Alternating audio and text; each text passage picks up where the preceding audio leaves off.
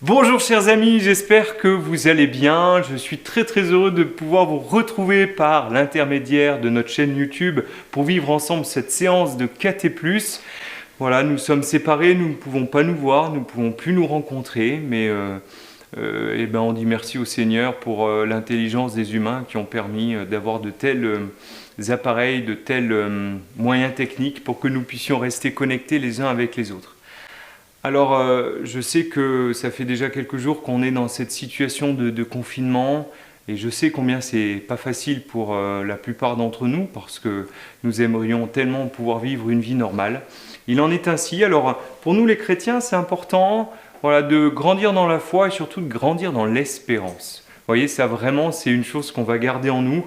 Vous savez, quand les chrétiens se sont retrouvés parfois dans des situations très difficiles, eh bien, c'est l'occasion de pouvoir affermir, de pouvoir aussi grandir dans la foi. Et la foi, elle fait grandir en fait en nos cœurs l'espérance. Alors c'est vraiment ce qu'on va essayer de garder ensemble, c'est cette espérance. Et puis réussir à continuer à grandir dans la foi, à voir finalement aussi l'œuvre de Dieu en toutes choses, parce qu'il est avec nous. Il est là avec nous. Alors, vous voyez, on vit cette situation de confinement, c'est-à-dire qu'on est comme un peu finalement enfermé. Mais nous aussi, comme chrétiens, il faut voir quelque chose de très positif à ça. C'est toute cette période qui va nous être donnée pour entrer davantage en nous. Non pas nous enfermer en nous-mêmes, mais plus exactement nous ouvrir davantage à l'amour de Dieu. Tu vois, je prends souvent cet exemple.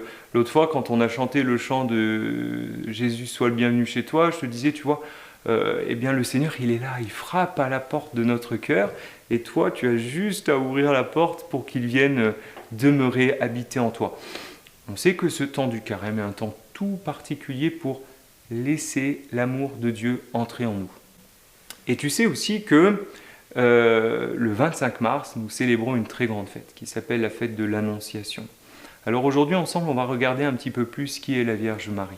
Parce que dans l'Église, nous l'aimons beaucoup. Pourquoi ? Parce que pour nous, Marie, c'est vraiment un modèle de foi. Elle a cru. Et c'est aussi un modèle parce qu'elle a accueilli en elle l'Esprit Saint.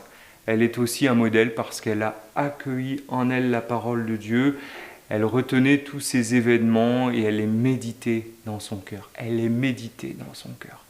Et tu vois, finalement, ce qu'on est en train de vivre, c'est vraiment ça. Méditer dans son cœur la parole que nous recevons pour qu'à notre tour, nous puissions être cette parole du Seigneur. Pourquoi nous aimons Marie ? Tout simplement parce qu'elle prie avec nous, qu'elle est vraiment la mère de Jésus. Et en général, on sait que pour tout un chacun, un papa, une maman, ça compte. Une maman aussi particulièrement. Et la maman de Jésus, nous l'aimons particulièrement. Parce qu'elle, en plus, comme mère, sa mission, c'est d'être aussi notre maman et de nous amener vers son fils Jésus. C'est vraiment sa mission. Alors c'est pour ça qu'on l'aime beaucoup. Et puis aussi, on l'aime beaucoup parce que au moment de l'Annonciation, il va jouer quelque chose d'extrêmement important parce qu'elle va dire oui à Dieu, ce grand oui. C'est le grand oui de Marie. Nous aussi, dans notre vie, nous devons dire notre oui. Et puis ensuite, il y aura bien sûr Jésus. Et Jésus, c'est le grand oui du Père. C'est lui qui vient nous sauver.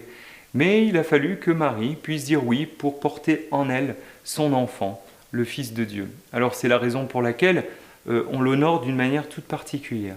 Alors tu sais que pour le 25 mars, tous les évêques de France nous invitent à deux choses très belles.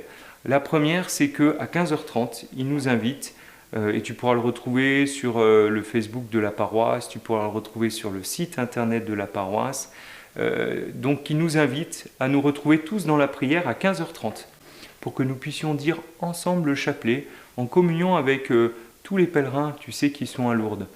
Et puis, c'est l'occasion, justement, au cours de ce chapelet, encore et toujours, spécialement de confier au Seigneur, par la prière de la Vierge Marie, tous les malades, et puis aussi, bien sûr, tout le personnel soignant, toutes les personnes qui se mettent au service de tous ceux qui sont malades. Voilà, ça aussi, c'est une chose très importante. Donc, première chose importante, à 15h30, le 25 mars, on se retrouve tous en communion de prière en disant le chapelet. Et puis, d'ailleurs, dans un mail qui te sera envoyé en même temps que cette vidéo, Anne pourra te redire, on pourra te réexpliquer comment fonctionne le chapelet pour que tu puisses le dire avec ta famille et pour que ce ne soit pas un problème pour toi. Et puis un autre rendez-vous ce même jour, ce sera 19h30. Toutes les églises de France, pendant 10 minutes, vont faire sonner leur cloche en soutien aussi à toutes celles et ceux qui en ce moment œuvrent et luttent pour aider tous ces malades. Tu sais, il y a une belle initiative en ce moment en France où à 20h, tous les gens sortent et se mettent à applaudir pour soutenir le personnel soignant. Nous, ce sera pour nous les chrétiens en faisant sonner les cloches, l'occasion justement de prier et d'être aussi toujours en communion. Tu vois, c'est finalement un petit peu la particularité de ce que nous sommes en train de vivre, c'est que nous sommes séparés, mais nous pouvons être unis dans la prière et l'amitié. Alors pour commencer justement un petit peu ce temps autour de l'Annonciation, autour de la Vierge Marie, comme Marie accueillait en elle l'Esprit Saint, tu vois, eh bien, un des fruits de l'Esprit Saint, c'est la joie. Alors on peut chanter ensemble de tout notre cœur. Je suis dans la joie, une joie immense. Je suis dans l'allégresse, car mon Dieu m'a libéré. Je suis dans la joie, une joie immense. Je suis dans l'allégresse, car mon Dieu m'a libéré. Je chanterai de tout cœur les merveilles de Jésus mon Seigneur. Il m'a ôté des ténèbres, il m'a délivré de tout péché. Je suis dans la joie, une joie immense. Je suis dans l'allégresse, car mon Dieu m'a libéré. Je suis dans la joie, une joie immense. Je suis dans l'allégresse, car mon Dieu m'a libéré. Car mon Dieu est fidèle, il ne m'abandonne jamais. Je n'ai plus rien à craindre, car mon Dieu m'a libéré. Je suis dans la joie, une joie immense. Je suis dans l'allégresse, car mon Dieu m'a libéré.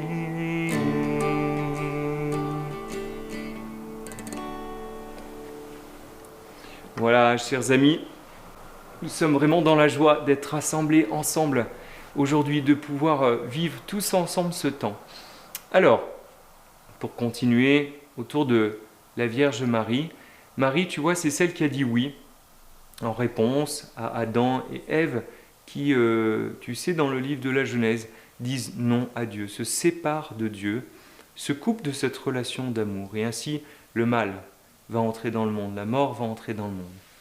Et par le oui de Marie, eh bien justement, celle qu'on appelle aussi la nouvelle Ève, par son oui, nous entrons vraiment dans cette nouvelle création avec la venue du Christ qui va venir nous sauver.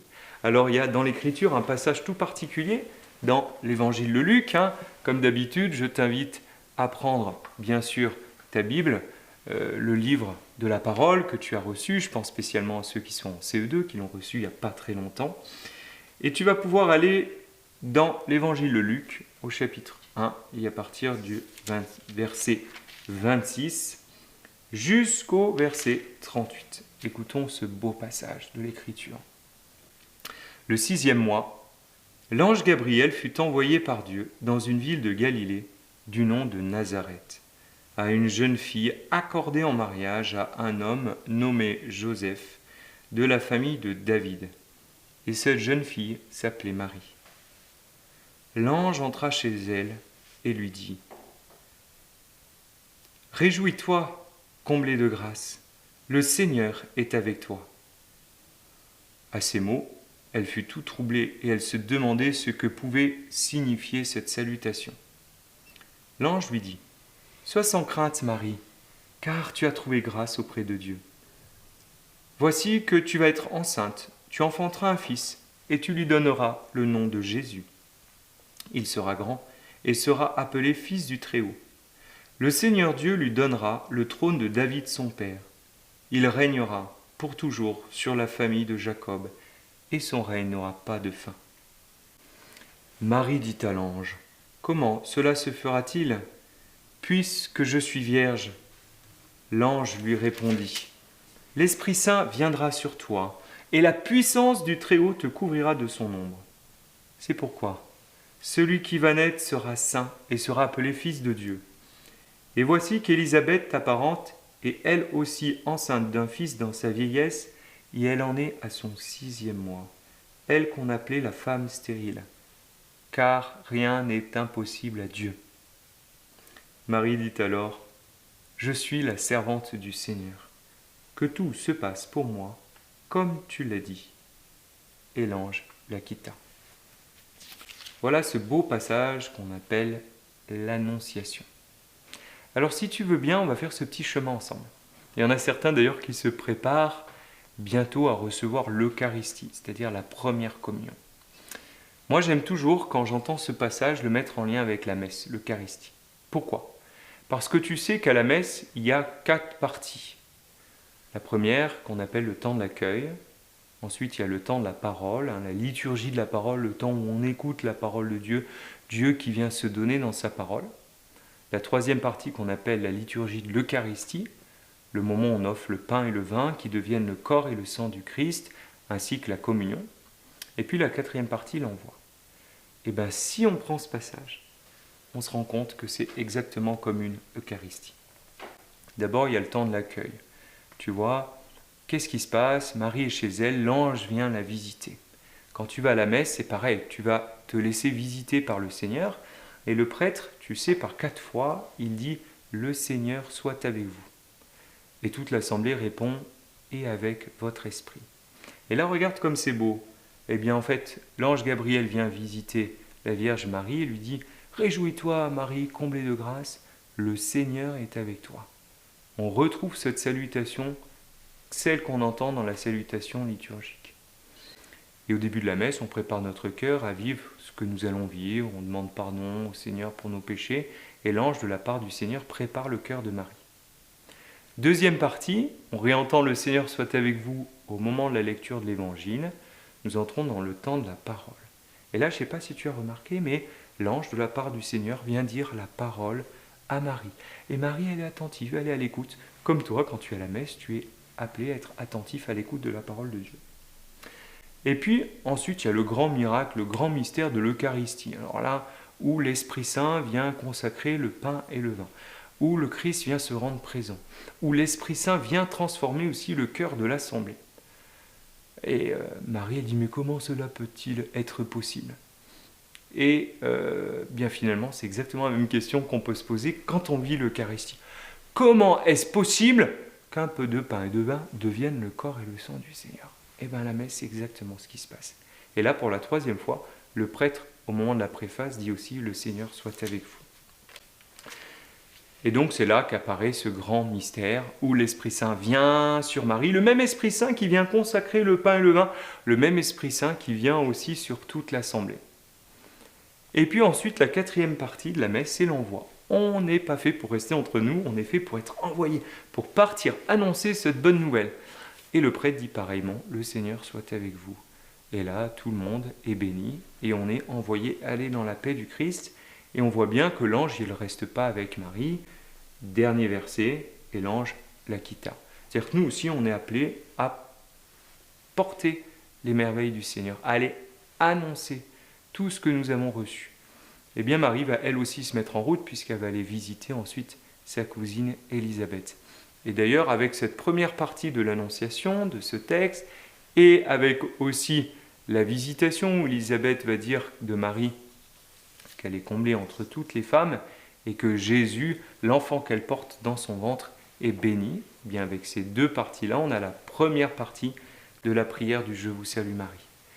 Alors simplement, si tu veux bien, ensemble pour terminer cette séance, on va se tourner vers celle qui est notre maman, notre Mère du ciel, elle qui prie pour nous. Et en ce temps particulièrement, vous les enfants, on vous invite à prier d'une manière toute particulière la Vierge Marie, parce qu'elle est venue, elle est apparue dans plusieurs lieux en France, et un grand nombre de fois des enfants, justement, elle a choisi des petits, la Vierge, pour pouvoir inviter l'humanité tout entière à la prière. Et on est dans un temps où plus que jamais, il nous faut pouvoir prier, pouvoir nous confier, et nous confier spécialement les uns les autres. Alors que Marie prenne toutes nos prières et les amène à son Fils. Je te salue Marie, comblée de grâce. Le Seigneur est avec toi. Tu es bénie Marie entre toutes les femmes. Et Jésus, le fruit de tes entrailles est béni. Sainte Marie, Mère de Dieu, oh prie pour nous, pauvres pécheurs, dès maintenant et jusqu'à l'heure de notre mort. Amen. Ave Maria, Ave Maria, Ave Maria, Ave Maria, Ave Maria,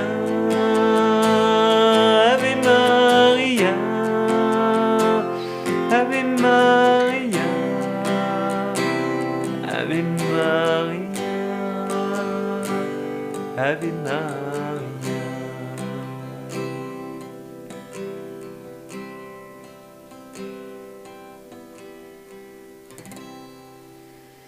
Voilà, confions-nous bien à la Vierge Marie. On se donne rendez-vous par la prière, ce jour de l'Annonciation à 15h30, en lisant ensemble le chapelet, en priant aussi le soir pour tout le personnel soignant, pour tous les malades.